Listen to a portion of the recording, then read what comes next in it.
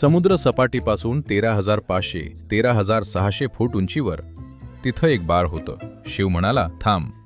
बर्फात आईवडिलांच्या पावलांचे ठसे नाहीत. हा पठ्ठ्या असा कसा एकटाच इथं पोचला? जेव्हा ते परतले तेव्हा बाळानं घराची कडी आतून लावली होती. शिव म्हणाला की मी माझी ऊर्जा अशा प्रकारे प्रस्थापित करेन की तुम्हाला माझी उणीव भासणार नाही. शिव आणि पार्वती बद्रीनाथमध्ये राहत होते. ते तिथं राहिले कारण त्या जागी गरम पाण्याचे झरे होते. तर ते एका छोट्या घरात राहत होते. समुद्र सपाटीपासून साधारण 13,500 13,600 फूट उंचीवर. मग एके दिवशी ते गरम पाण्याच्या झऱ्यात स्नानासाठी गेले. जेव्हा ते परतले तेव्हा घराच्या उंबरठ्याबाहेर एक बाळ होतं. अतिशय गोंडस आणि सुंदर बाळ. पार्वतीला नेहमीच ही खंत होती की तिला मूल नव्हतं आणि तिला मूल असू शकत नव्हतं, कारण Shiva doesn't have a human seed within himself. शिवाकडे मानवी बीज नव्हतं आणि ती एक मानवी स्त्री असल्यानं शिवाकडे जे काही होतं ते ती धारण करू शकत नव्हती. म्हणून तिला मूल होऊ शकत नव्हतं. याच व्याकुळतेमधून तिनं गणपतीची निर्मिती केली. Out of this desperation, she tried to आणि याच ओढीमुळे कार्तिकेयाच्या 6 रूपातून जे काही उरलं होतं तिनं ते सावरण्याचा प्रयत्न केला. आता जेव्हा तिने दारापाशी हे सुंदर बाळ पाहिलं तेव्हा तिची मातृत्वाची भावना जागी झाली आणि ती त्या बाळाला उचलण्यासाठी पुढे गेली. शिव म्हणाला, थांब. या बाळाला स्पर्श करू नकोस. an infant which lands up nearly 14,000 feet MSL.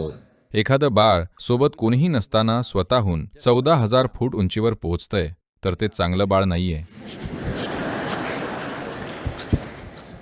त्याला घेऊ नकोस. पार्वती म्हणते, तुम्ही असं कसं म्हणू शकता? मी पाहिलेलं हे सर्वात सुंदर बाळ आहे. आणि तिने त्या बाळाला जवळ घेतलं आणि You know, शिव म्हणाला, हे बघ, हे काही चांगलं बाळ नाहीये. ते आपल्या दारात असं एकटं कसं काय पोचलं? आसपास कोणीही नाही. बर्फात आईवडिलांच्या पावलांचे ठसे पण नाहीयेत. मग हा पठ्ठा इथं आलाच कसा? त्याला दूर फेकून दे. या बाळाला आपण स्पर्श करायला नको. मातृत्व भावनेनं तिचा ताबा घेतला आणि ती म्हणाली, काही बोलू नका. आणि तिने बाळाला घरात नेलं. मग पुढचे 24 तास boom, boom, boom, boom, boom, everything happened. दुसऱ्या दिवशी ते पुन्हा स्नानासाठी बाहेर गेले. जेव्हा ते परतले तेव्हा त्या बाळाने घराची कडी आतून लावून घेतली होती आणि तो या दोघांनाही आत येऊ देत नव्हता. पार्वती म्हणाली, हे कसं शक्य आहे? बाळ आतून कडी कशी लावू शकतं? जर ते बाळ 14,000 फूट उंचीवर पोहोचू शकतं तर ते काहीही करू शकतं.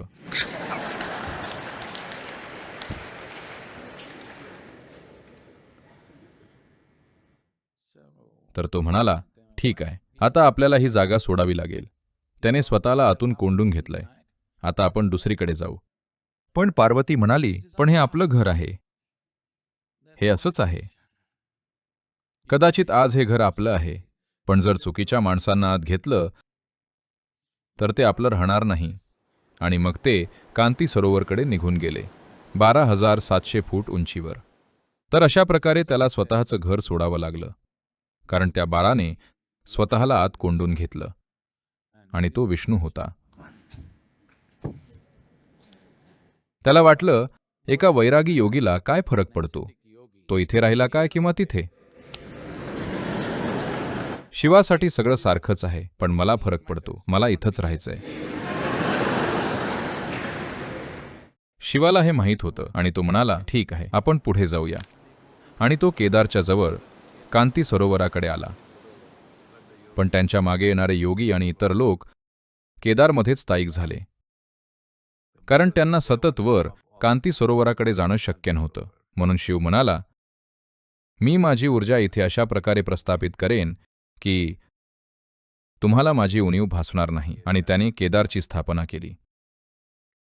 आणि अगदी आजही केदार ध्वनी आणि रूप यांच्या भौमितिक सुसंगतीच्या अनुषंगाने केदार हा शब्द शिव या ध्वनीच्या सर्वात जवळ जाणारा आहे.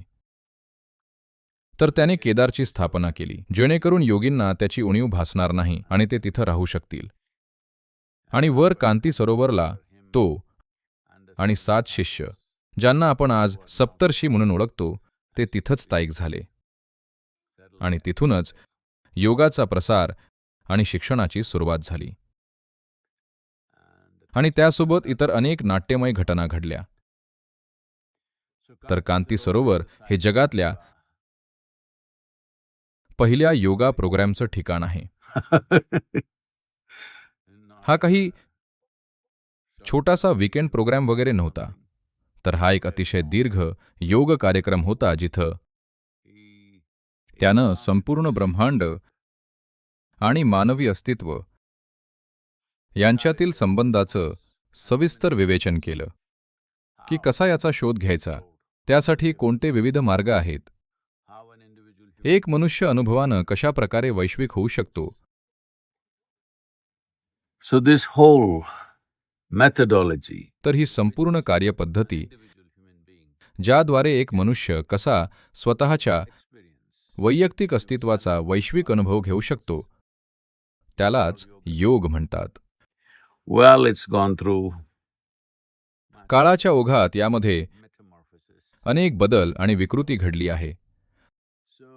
तर ब्रह्मांडाचा शोध घेण्यापासून आणि ब्रह्मांडाशी एकरूप होण्यापासून ते त्यात मोडतोड करण्यापर्यंत आणि शेवटी शिल्लक राहिलेल्या नूडल्ससारखं दिसण्यापर्यंत योगामध्ये बरेच बदल झाले आहेत. पण तुम्ही तो नष्ट करू शकत नाही, कारण ते एक जिवंत वास्तव आहे. कोणत्याही वेळी असं म्हणूया की अगदी उद्या जरी जगातल्या प्रत्येकानं योग साधना सोडून दिली, तरी हजारो वर्षानंतर जेव्हा कोणीतरी पुन्हा त्याचा शोध घेईल, तेव्हा ते तिथंच असेल, कारण ते कोणत्याही पुराणात नाहीये जे नष्ट केलं जाईल. ते फक्त मानवी स्मृतीत नाहीये जे पुसून टाकलं जाईल. ते या अस्तित्वातले एक जिवंत सत्य आहे. हे फक्त इतकंच आहे की याचा शोध घेण्यासाठी काही प्रमाणात आकलन क्षमता आणि चिकाटी आणि सातत्य गरजेचं आहे या गोष्टी उलगडण्यासाठी, पण ते कायम तिथंच आहे. त्यामुळे योग पूर्णपणे गमावण्याची भीती नाहीये, पण येणाऱ्या पिढ्या कदाचित त्याला मुकू शकतात. तर या पिढीवर एक प्रचंड जबाबदारी आहे, जिथं पहिल्यांदाच आपल्याकडे परिवर्तनाची साधनं आहेत, ज्याद्वारे आपण या पृथ्वीवरच्या संपूर्ण लोकसंख्येपर्यंत पोहोचू शकतो. त्याचवेळी कदाचित मानवतेच्या इतिहासात प्रसारणाची हीच साधनं मानवांना विचलित करणारी सर्वात प्रभावी गोष्ट बनली आहेत. तर त्यांना योग्य प्रकारे वापरणं आणि याची खात्री करणं की हे अडथळा न ठरता एक शक्यता बनेल, ही गोंधळ घालणारी गोष्ट न ठरता एक प्रगतीची प्रक्रिया बनेल, एक पिढी म्हणून आपली ही जबाबदारी आहे.